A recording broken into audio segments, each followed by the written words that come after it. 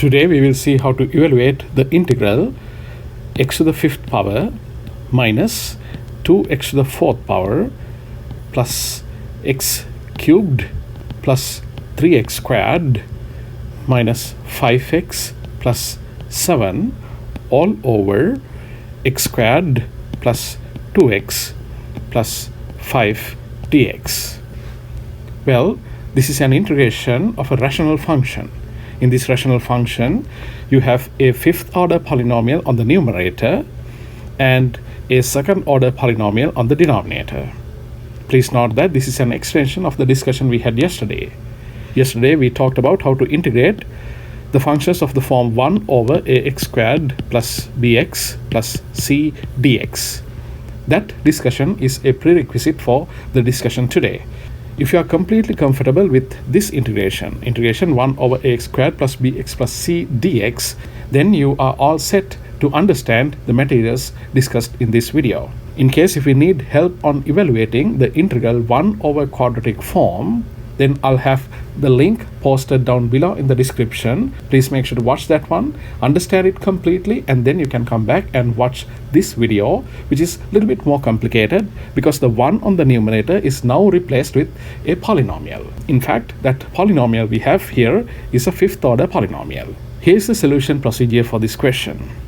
There are actually 3 popular approaches to solve this problem. The first of those 3 approaches is the direct long division. Long division is fast and easy to use. Therefore, I'm going to discuss this question using the long division. But there are also 2 other methods. We will look at those 2 methods as well, depending on the availability of time. In case if anybody finds the long division difficult, let me know if you need help working on this problem using some other alternative approaches. I'll try to make up to 2 other videos discussing this very same problem using those alternative approaches. Alright, now here is the long division method. I need to divide this fifth order polynomial by this second order polynomial in the denominator. So according to the long division, I need to first write down that numerator polynomial, which is x to the fifth power minus 2x to the fourth power plus x cubed plus 3x squared minus 5x plus 7. And then we are going to divide all of that by x squared plus 2x plus 5. Alright, first we look at x to the fifth power. We know in order to create x to the fifth power, this x squared term should be multiplied by x cubed. Therefore, this entire polynomial will be initially multiplied by x to the third power. So I'm going to write down that term right here. That's how the polynomial that's taken as the quotient is going to begin. Alright, once you multiply this x cubed with all of this divisor, we get x cubed times x squared is x to the fifth power, and then x cubed times 2x is positive 2x to the fourth power, and x cubed times 5 is positive 5x cubed. Alright, what's next? Well, some textbooks advise you to flip the sign of this entire polynomial and then go ahead and add the like terms of the first polynomial right here and this polynomial. So I'm going to flip the signs here. X to the fifth power, I'm going to write it as a negative term, and the next one is a plus sign. Therefore, I'm going to change that to another negative symbol, and again I have a plus sign right here. I will change that to a negative symbol. Well, that's not my favorite way to do it, but it seems to be the method explained in most of the textbooks used in the United States. Alright, so now what we're going to do is we're going to add the corresponding terms. Here I have positive x to the 5, and here I have negative x to the 5, and those 2 terms will be simplified and become 0. And here I have negative 2x to the fourth power, and here I have another negative 2x to the fourth power. Those 2 will be simplified and become negative 4x to the fourth power. Similarly, I have positive x cubed term right here and negative 5x cubed terms right there, and therefore those 2 will be simplified to become negative 4x cubed. And these terms are by themselves only, no other terms to be added. Therefore, I'm going to go ahead and just write down those terms as they are. Positive 3x squared minus 5x plus 7. Alright, now once again I need to look at this polynomial right here. The leading term of that polynomial is negative 4x to the fourth power. In order to create that term, our divisor, which is x squared plus 2x plus 5, should be multiplied by negative 4x squared. So let's go ahead and do that. Negative 4x squared. If I now multiply negative 4x squared and this divisor polynomial x squared plus 2x plus 5, the terms we get are negative 4x to the fourth power and then negative 8x cubed, and finally I have negative 20x squared. And then, as explained in many textbooks, we are going to flip the signs in these three places. When we do that, we can write down the first term as a positive term, the second term also as a positive term, and the third term also as a positive term. And now I need to go ahead and add the like terms of those two polynomials. When I do so, I have a negative 4x to the fourth power and a positive 4x to the fourth power. Those two terms will be cancelled to become 0. And then I have a negative 4x cubed and positive 8x cubed. Those two will be simplified to become positive 4x cubed. And right here I have 3x squared and 20x squared. They are both positive, so those two will be added to positive 23x squared. And then I have these two terms by themselves, no more like terms to be added for those two.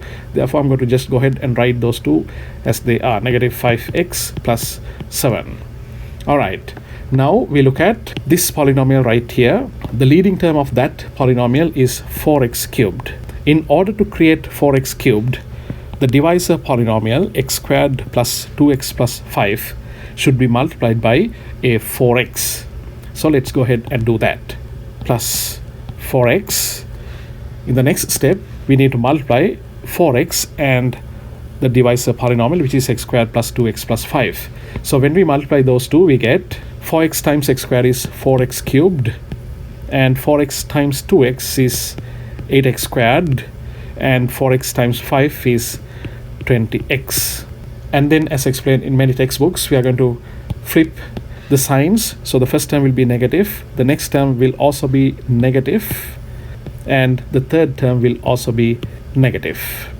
Now I need to go ahead and add these two polynomials. We have a positive 4x cubed here and a negative 4x cubed here. Those two will be cancelled to become 0. And then we have 23x squared and negative 8x squared. Those two terms will be simplified to become 15x squared. And then we have negative 5x and negative 20x. Those two will be added to become negative 25x. And then finally I have this 7, and it's by itself only, therefore I'll write it as positive 7. Alright, now I need to look at this polynomial right here. The leading term of that polynomial is 15x squared. In order to create 15x squared, the divisor polynomial x squared plus 2x plus 5 should be multiplied by 15. So let's go ahead and do that. Plus 15. Now I need to multiply this 15 and the divisor polynomial x squared plus 2x plus 5. So when I multiply those two, I get 15 times x squared is a 15x squared, and then 15 times 2x is a 30x, and then 15 times 5 is positive 75.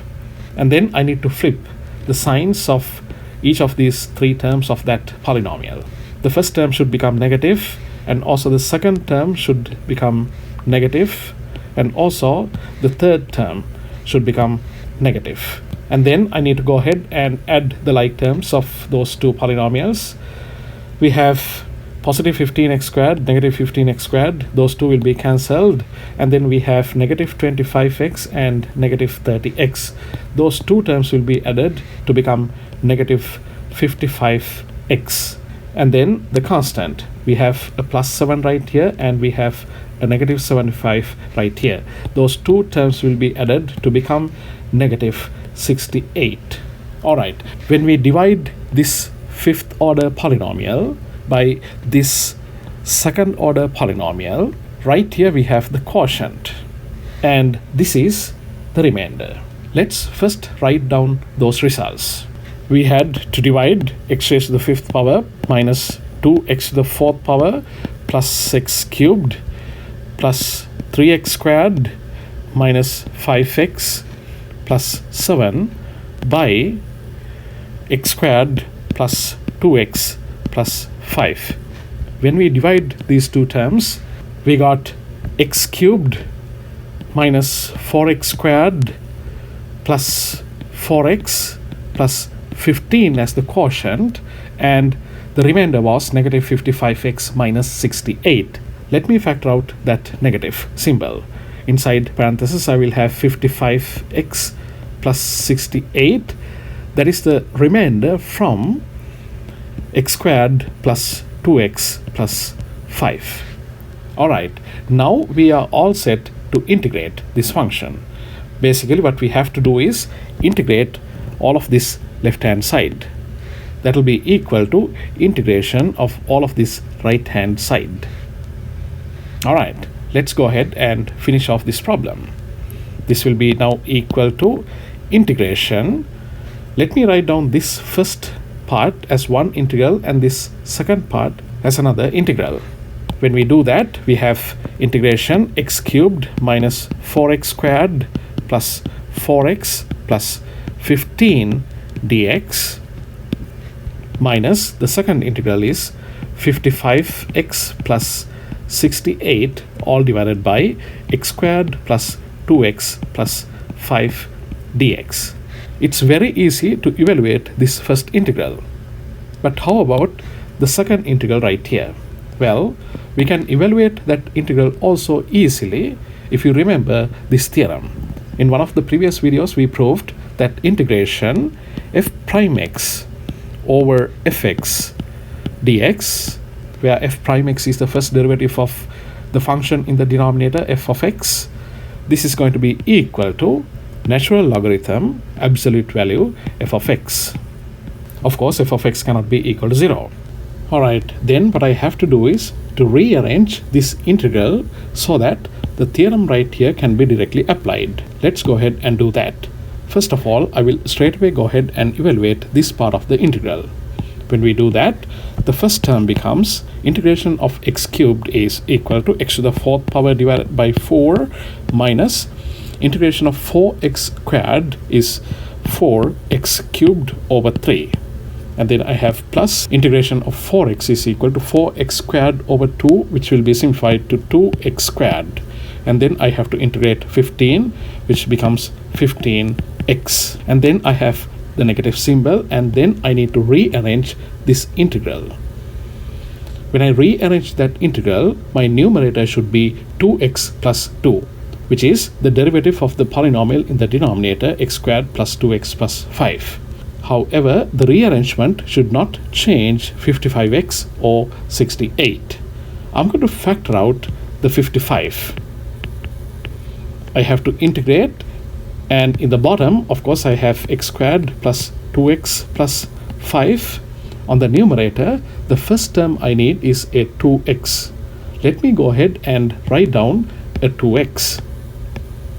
However, if I multiply 55 and 2x, I get more than 55x. What I need is just 55x.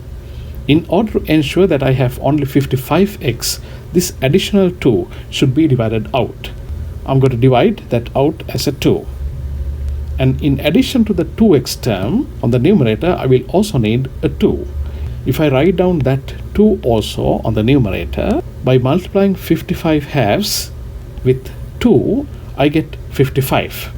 But remember, what I need is a 68, not just 68, but a negative 68. Of course, I have this negative symbol right here. Therefore, by simplifying the constant terms of this integration, I have created negative 55. What I'm short is another negative 13 to get into negative 68, which will be written as a separate integral. Let me close this integration with a dx, and that negative 13 will be written as a separate integral minus 13 integration. I can write it as just 1 over x squared plus 2x plus 5 dx. Alright, now we can easily evaluate these remaining integrals as well. We already know the answer for this part. That will be the natural logarithm of the polynomial in the denominator. But how about this integration right here? To evaluate that integral, you need the prerequisite, which is the discussion that we had yesterday.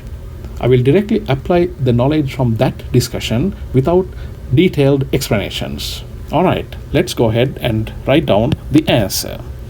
We have x to the fourth divided by 4 minus 4x cubed divided by 3 plus 2x squared plus 15x minus 55 over 2 natural logarithm x squared plus 2x plus 5.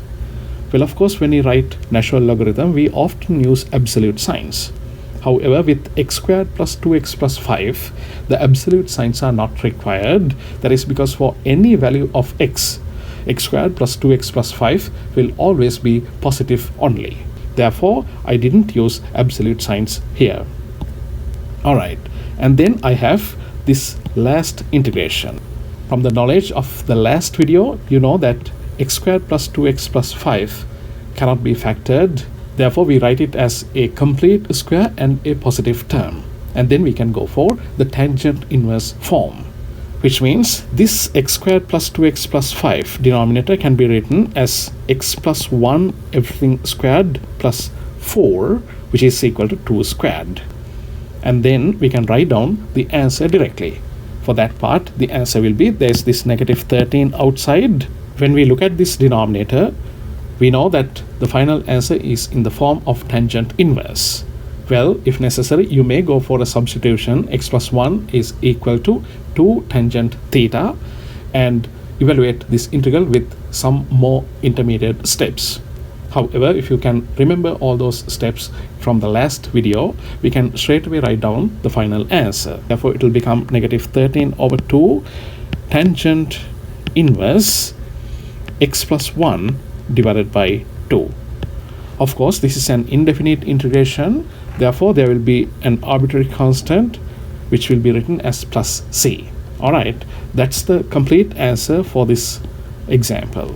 Now, if you would like to apply the method discussed in this video and do a homework question, I would like to give you one. Alright, so here is a homework question for you. Evaluate the integration, let's say x to the 6th power minus 5x to the 4th power plus x minus 2, all divided by x squared minus 5x plus 6 dx.